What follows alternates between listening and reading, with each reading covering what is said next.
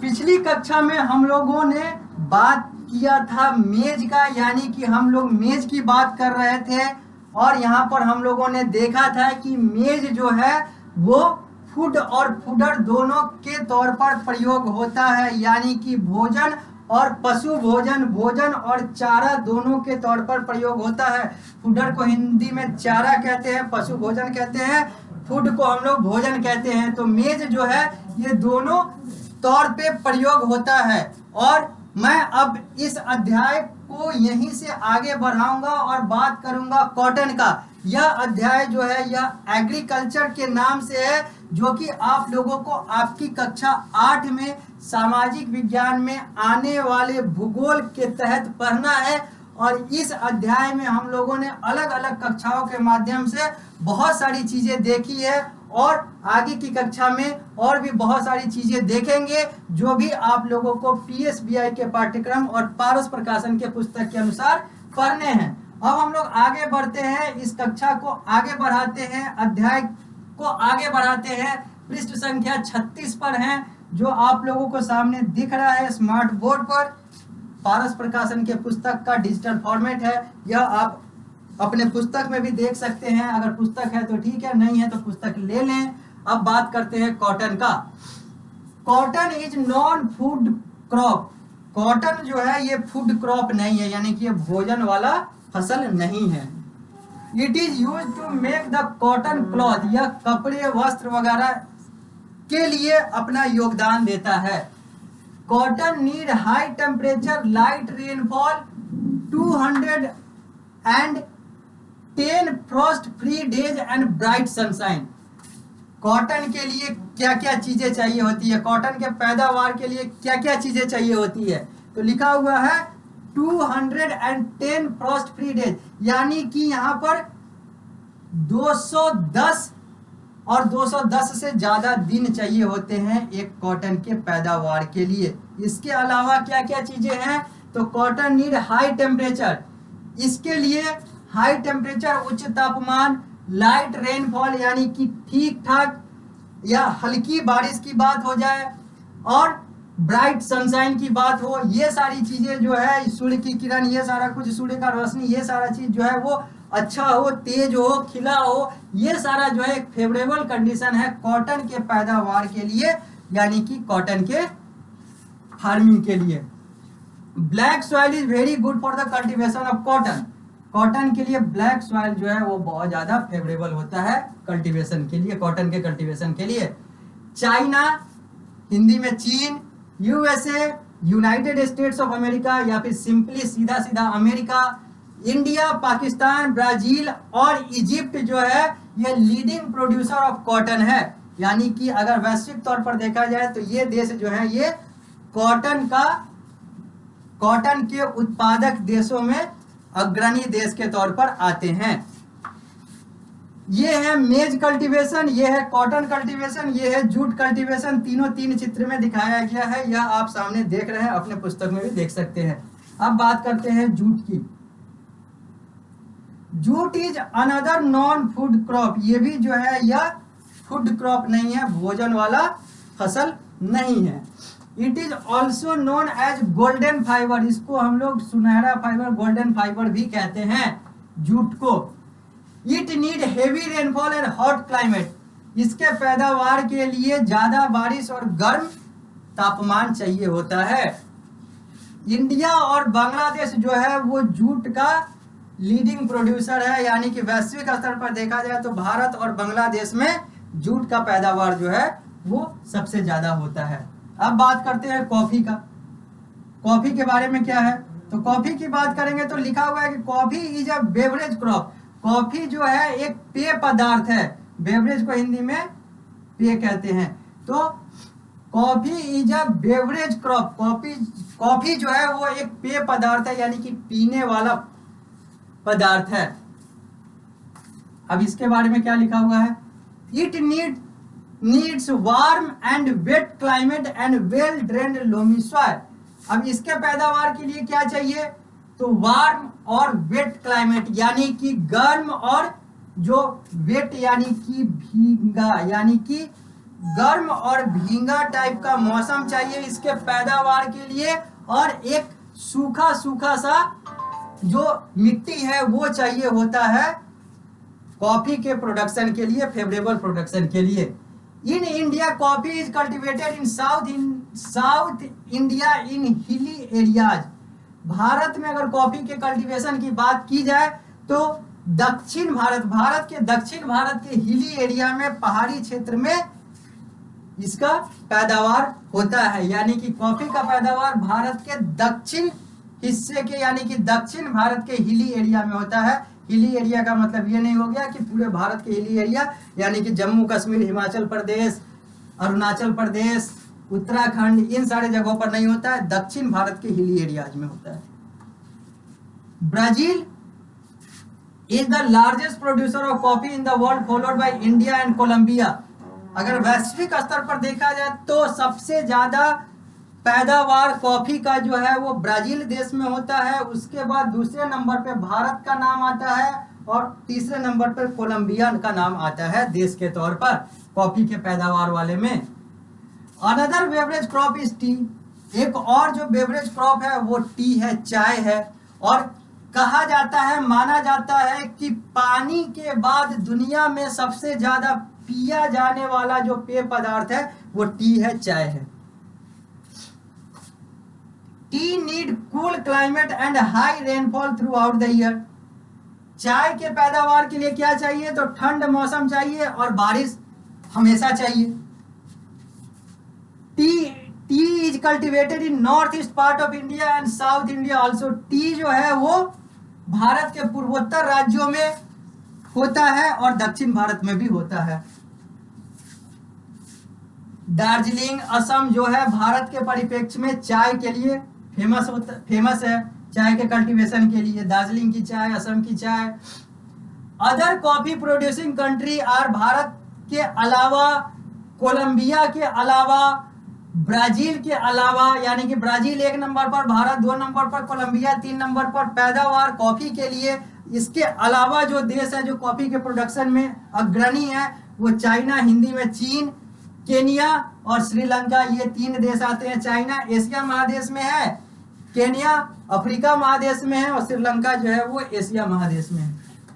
अब आगे बढ़ते हैं और इस चित्र पर आते हैं। यह जो चित्र है यह बताने की कोशिश कर रहा है, यह दर्शा रहा है कि चाय और कॉफी जो है दुनिया में कहां कहां पर होता है। इस चित्र के माध्यम से आप सामने देख सकते हैं और यह आप अपने पुस्तक में भी देख सकते हैं। अब बात करते हैं एग्रीकल्चरल डेवलपमेंट की। अब ये सब तो हो गया, चाय, कॉफी, मिलेट्स, ये सारी चीज़ों की बात हो गई, व्हीट की बात हो गई, मेजर क्रॉप में राइस वगैरह ये सारी चीज़ों की बात हो गई, मिक्स्ड फार्मिंग, प्लांटेशन फार्मिंग सब की बात हो गई, टाइप्स ऑफ फार्मिंग की बात हो गई। अब हम लोग आते हैं एग्रीकल्चरल डेवलपमेंट पे। अब आगे बढ़ते हैं और बात करते हैं कृषि विकास का, कृषि से जुड़े हुए विकास का, एग्रीकल्चर से जुड़े हुए डेवलपमेंट का। Agricultural development refer to the progress in the agricultural production with the help of land reform and modern technique as to meet the growing food need of the increasing population. Agricultural development का मतलब क्या है?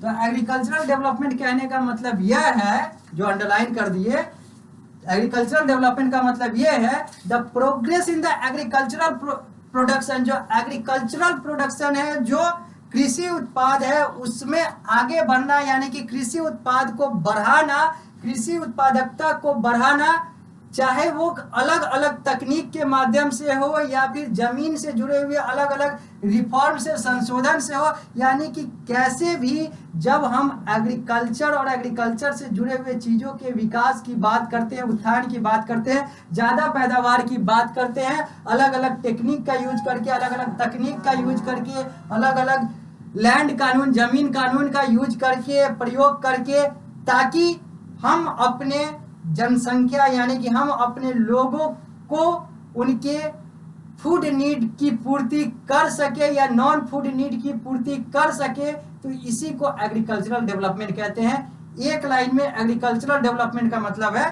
कृषि का विकास, यानी कि कृषि में यानी कि फसलों की उत्पादकता को बढ़ाना। आगे बढ़ते हैं। Agriculture production has been achieved by the following way. अब एग्रीकल्चरल प्रोडक्शन जो है वो कैसे कैसे अचीव किया जा सकता है, हासिल किया जा सकता है? तो high yielding variety, increase in the crop area, use of fertiliser, pesticide and modern technique, multiple cropping etc. Agriculture का प्रोडक्शन यानी कि फसलों की पैदावार, कृषि का पैदावार जो है बढ़ाने के कुछ तरीके दिए गए हुए हैं कि अच्छे उपज वाले फसल को लगाएं, एरिया ज्यादा प्रयोग करें, खाद्य यानी कि जो फर्टिलाइजर्स हैं, जो अलग अलग जो पेस्टिसाइड कीटनाशक है, इन सारे चीजों का प्रयोग करें, मॉडर्न टेक्निक और भी जो अलग अलग जो आधुनिक जो हथियार है, आधुनिक जो औजार हैं, आधुनिक जो तकनीक है उनका प्रयोग करें, मल्टीपल क्रॉपिंग, एक जगह पर अलग अलग चीजों की क्रॉपिंग करें, अलग अलग चीजों की बुआई या फिर फसल लगाएं, ये सारी चीजें करें तो फिर एग्रीकल्चर डेवलपमेंट होगा, एग्रीकल्चर प्रोडक्शन बढ़ेगा, और प्रोडक्शन बढ़ेगा मतलब एग्रीकल्चरल डेवलपमेंट हुआ। अब हम लोग आगे बढ़ते हैं और बात करते हैं India and agricultural development. Agricultural development को इंडिया के परिप्रेक्ष्य में देखते हैं और बात करते हैं कि भारत में कृषि विकास का क्या स्थिति है। India is basically an agricultural country. Bharat जो है मुख्यतः देखा जाए तो एक कृषि प्रधान देश है या फिर एक कृषि देश है। For the development of India, it was very essential to pay attention on the agricultural development. Bharat के विकास के लिए एग्रीकल्चरल डेवलपमेंट होना बहुत ज़्यादा जरूरी है, क्योंकि कृषि का विकास होगा तो भारत का विकास ऑटोमेटिकली होगा, क्योंकि भारत जो है वो कृषि प्रधान देश है। Moreover, 2/3 people get employment from the agriculture. 2/3 यानी कि 2/3 पॉपुलेशन का पूरा 2/3 हिस्सा जो है वो एग्रीकल्चर से ही अपना एम्प्लॉयमेंट यानी कि अपना जो नौकरी, अपना जो व्यवसाय है वो चला रहा है। If agriculture suffers the agro based industrial production also suffer. अगर कृषि को नुकसान पहुंचेगा, कृषि में हम दिक्कत आएगी, तो कृषि आधारित जितने भी उद्योग हैं और इनसे जुड़े हुए जितने भी लोग कार्य कर रहे हैं उनको भी दिक्कत आएगी, वो भी सफर करेंगे, वो भी पीड़ित होंगे। For the improvement of agriculture the first step taken by the government of India was the abolition of zamindari और लैंडलॉर्ड सिस्टम। एग्रीकल्चर के इम्प्रूवमेंट के लिए, कृषि के विकास के लिए जो पहला स्टेप यानी कि पहला कदम सरकार के द्वारा लिया गया वो था जमींदारी या फिर कहे तो अंग्रेजी में लैंडलॉर्ड सिस्टम को हटाना, यानी कि जमींदारी के सिस्टम को हटाना।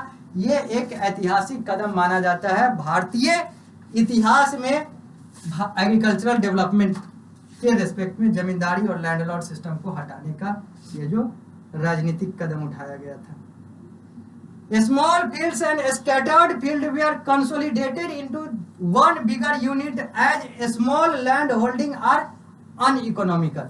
और फिर क्या क्या किया गया एग्रीकल्चरल विकास के लिए, यानी कि एग्रीकल्चरल डेवलपमेंट, कृषि विकास के लिए भारत में। तो जो अलग अलग जगह पर जो छोटे छोटे जो जमीन थे, जो छिटपुट, थोड़े इधर थे थोड़े उधर थे, स्कैटर्ड थे, सब छितराए हुए थे अलग अलग, इन सबको एक साथ जोड़ा गया और एक साथ जोड़ के इनको बड़ा जमीन बनाया गया ताकि उस पर फसल जो है अच्छे से हो, क्योंकि अलग अलग जगह पर थोड़े थोड़े जमीन पर फसल भी अच्छे से नहीं होगा और वो इकोनॉमिकल भी नहीं होगा, यानी कि उससे लाभ भी हमको नहीं होने जा रहा है वाणिज्यिक तौर पे, कमर्शियल स्तर पे। Beside modern technique were promoted by the government and it led to large scale production of agriculture crop. पहले क्या हुआ, जमींदारी को हटाया गया, लैंडलॉर्ड सिस्टम को हटाया गया, जो छिटपुट जो जमीन थे उनको एक किया गया।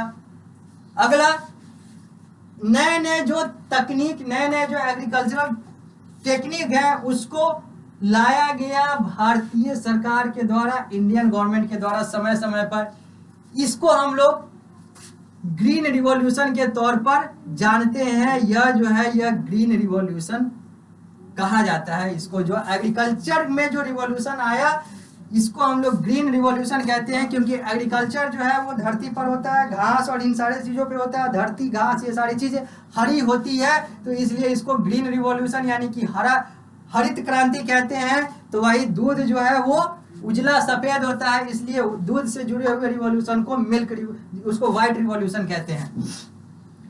India is sufficient to produce as to feed the increasing population. Bharat सक्षम है अपने बढ़ते हुए जनसंख्या को भोजन देने में, India now export the agricultural product. अब भारत इतना पैदा कर लेता है कि वो अपने लोगों की तो पूर्ति कर ही लेता है, उससे भी बच जाता है, तो अब दूसरे देशों को भी एग्रीकल्चरल प्रोडक्ट यानी कि कृषि से जुड़े हुए जो वस्तुएं हैं वो बेचता है और पैसा कमाता है। Small farmer still lead a poor life, लेकिन जो छोटे किसान हैं यानी कि जो गांव स्तर पर कर रहे हैं, जो सही तरीके से नहीं खेती कर पा रहे हैं या खेती कर भी रहे हैं तो उनको सही तरीके से पैसा नहीं मिल रहा है, वो आज भी वैसे ही गरीबी में चल रहे हैं। और यह चिराग तले अंधेरा की बात है कि एक तरफ तो देख रहे हैं कि हम लोग एक्सपोर्ट तक कर रहे हैं कृषि प्रोडक्ट का, तो दूसरे तरफ जो हमारे किसान हैं वो आत्महत्या करते हुए दिख रहे हैं